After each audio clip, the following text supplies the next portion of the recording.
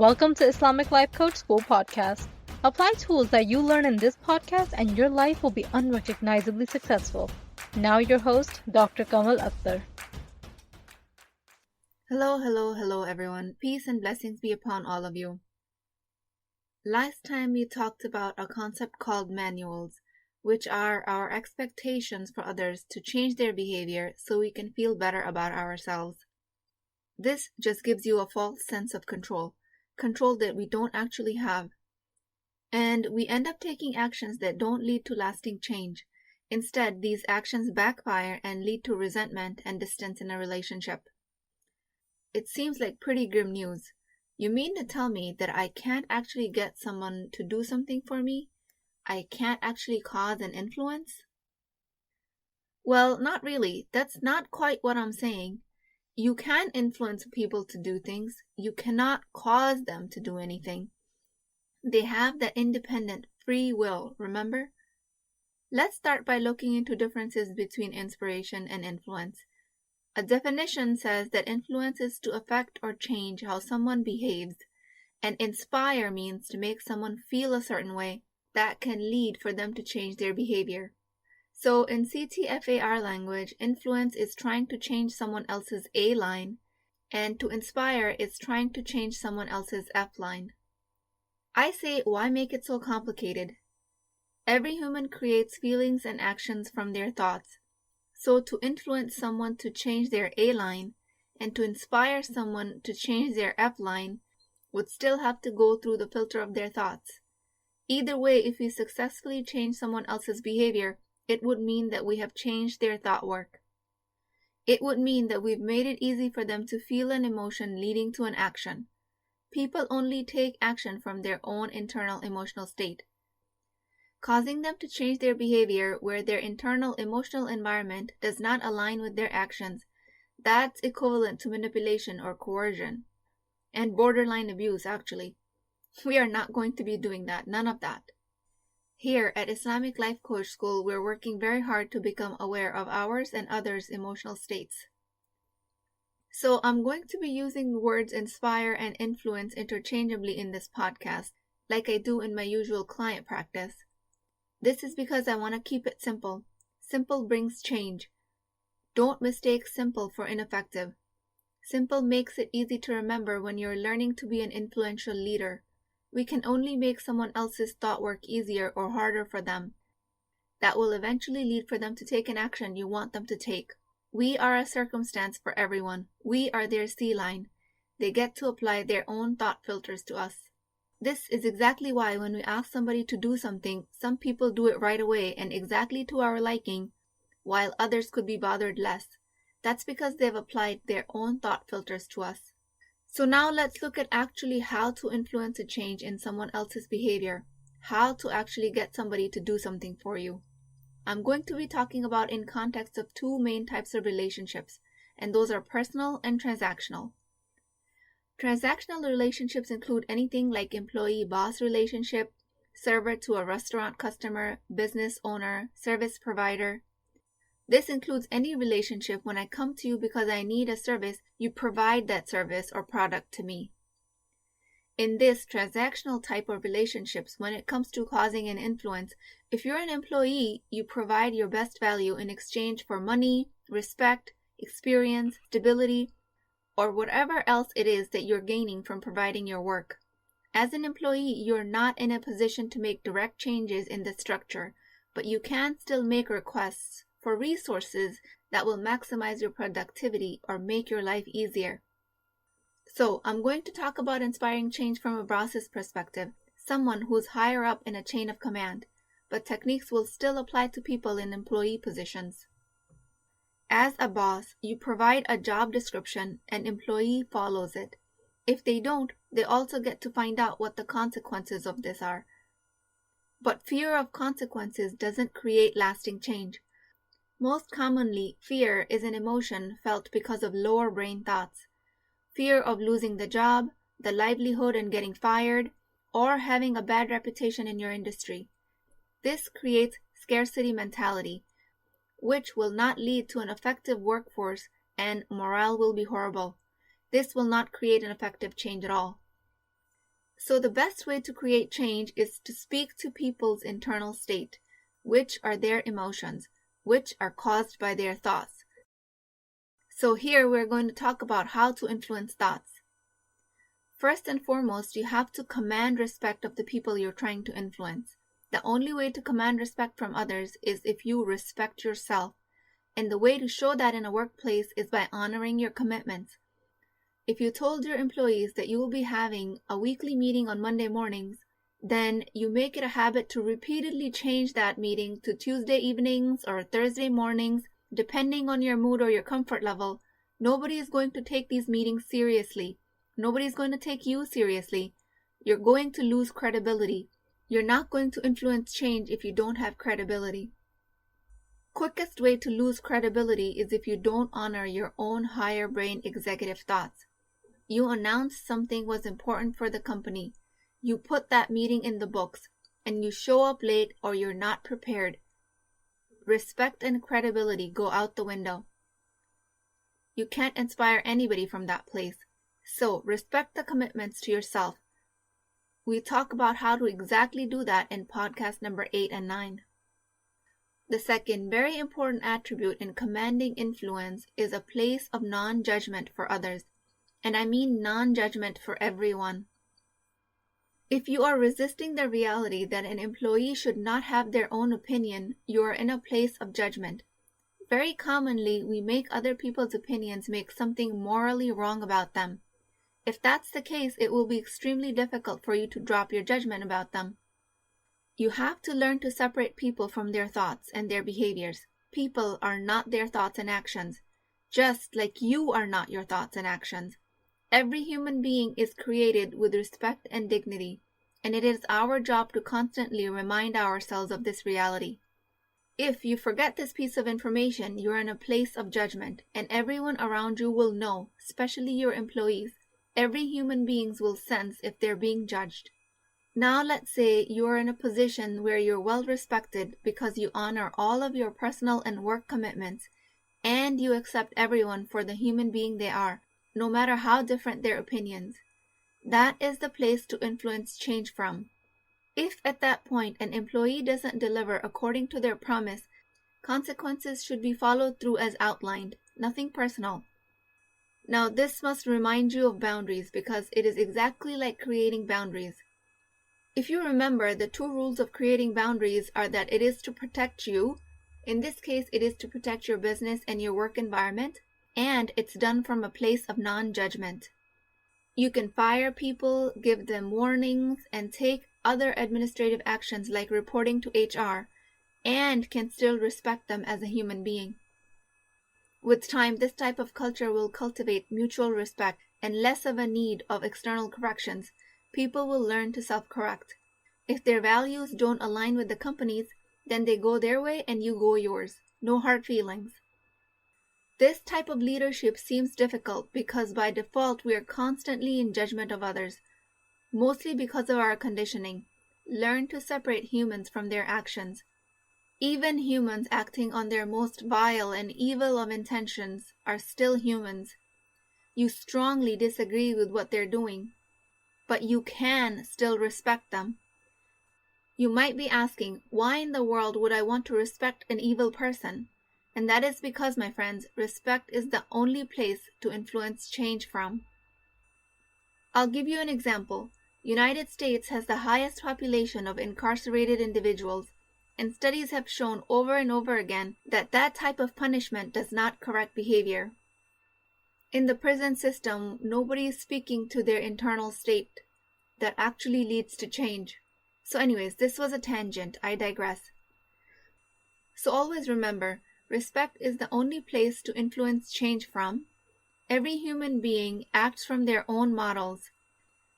Sometimes reminding yourself of this reality that every human being acts from their own models makes it easier to respect them, or at least be in a place of non-judgment for them. Respect for others will make you a much more valuable leader, while that respect gains them nothing.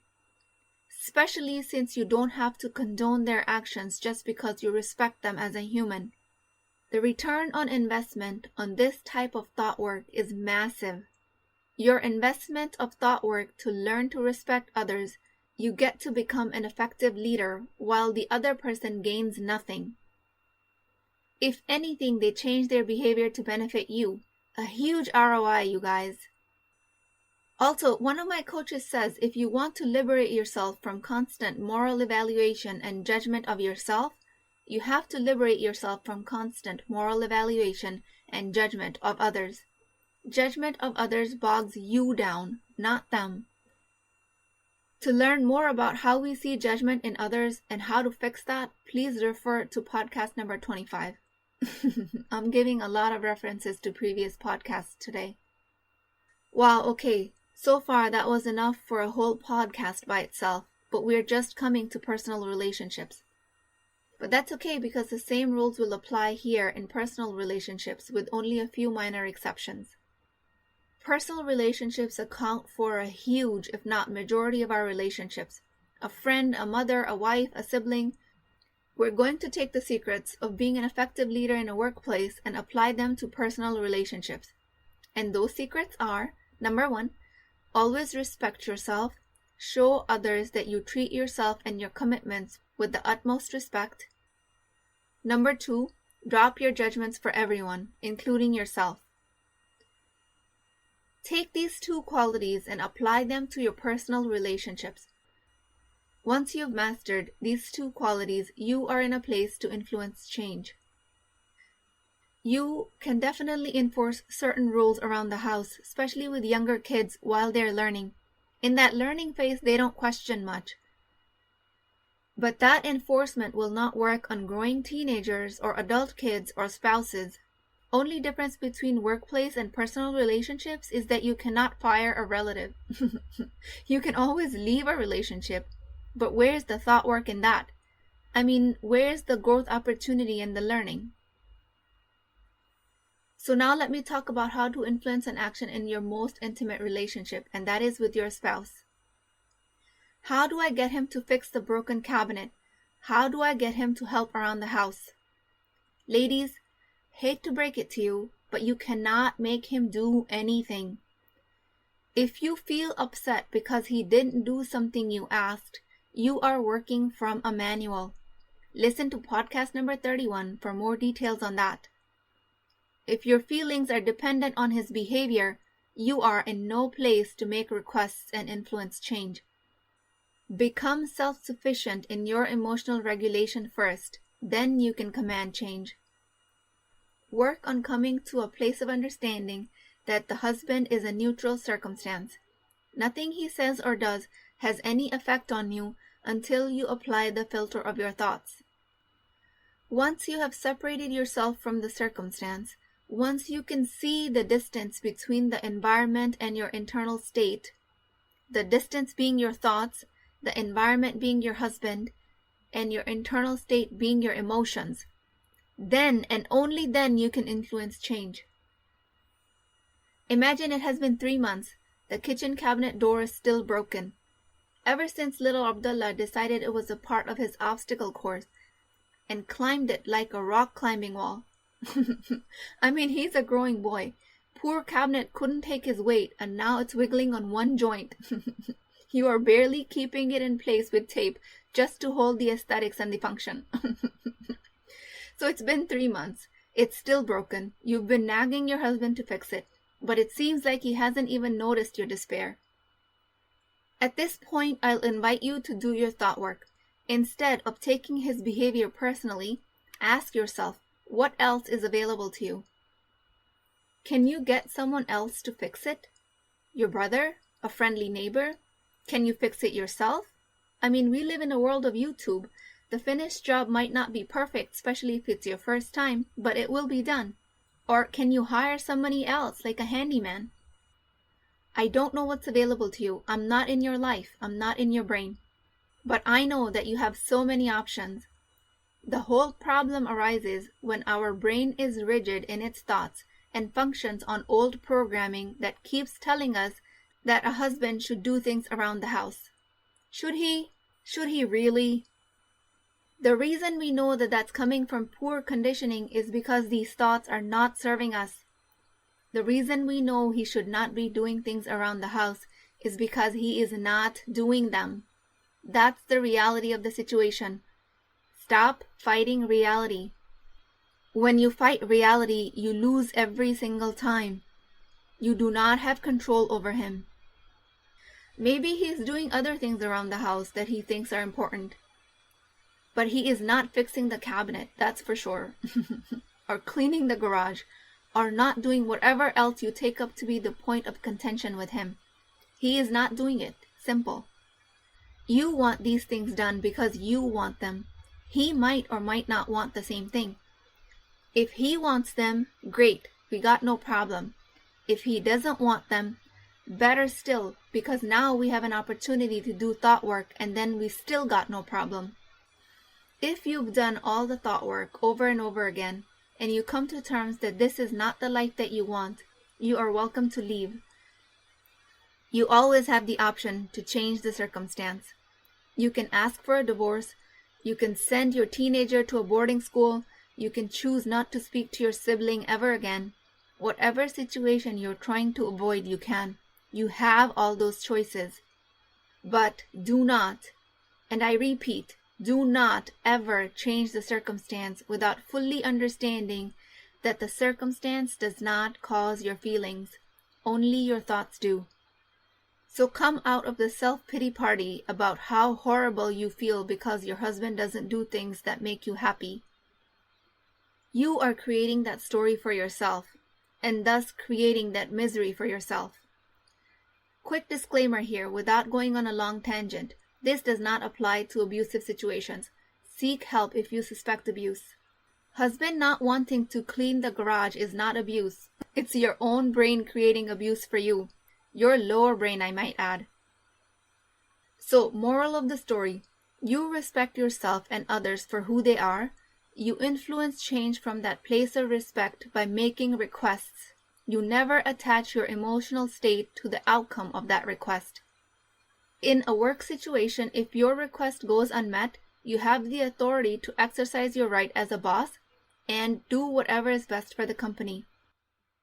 In a personal relationship, if your request goes unmet, then empower yourself to meet those requests yourself.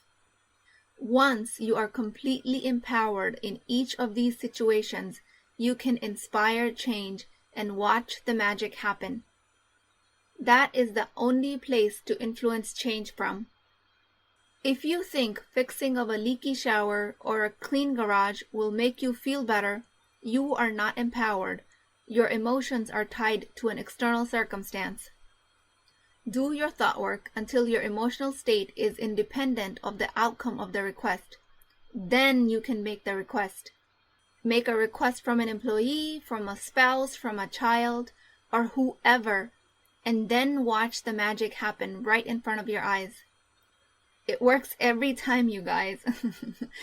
If you don't believe me, you're welcome to come see my garage. Not only is it clean, it's perfectly set up for my paintings. Magic lies in not caring about the outcome. That's when the cabinet gets fixed, the pool gets cleaned, and the garbage gets taken out. Or all of the above. It works every time. And the time it doesn't work, we have our handy-dandy thought work to rescue us before we spiral down the whirlpool of misery. That's how you influence a change in behavior, my friends. That's how you inspire someone to take action. You make their thought work easy for them by taking the burden of your own expectations out. This way you influence change every single time. Because every other time when you don't influence a change, it doesn't really matter to you. So you win 100% of the time. With all of these understandings, I rest my case with Allah subhanahu wa ta'ala. I pray that you find that place to inspire change from. I pray that Allah subhanahu wa ta'ala makes us effective leaders in whatever roles He has granted us. I pray that we learn to love the creation for the sake of Allah without judgment. I pray that we recognize that the ultimate and the only judgment belongs to Allah subhanahu wa ta'ala. I pray for your success in all of your endeavors and in all areas you're trying to create change in. I will talk to you guys next time. If you're interested in getting coached by me, I'm offering a very affordable opportunity to do that with Wisdom Wednesdays. This is not a course, not a lecture. This is an opportunity for live coaching, real change with Islamic adab and etiquette. You do not need more information. You actually need a space to create change. At $19.99 a month, which is the price of takeout dinner, you as a Muslim woman will create confidence, intimacy, and connection without shame or fear of judgment, because your privacy is my highest priority. So join at www.islamiclifecoachschool.com, resources, Wisdom Wednesdays. I'll see you inside, inshallah.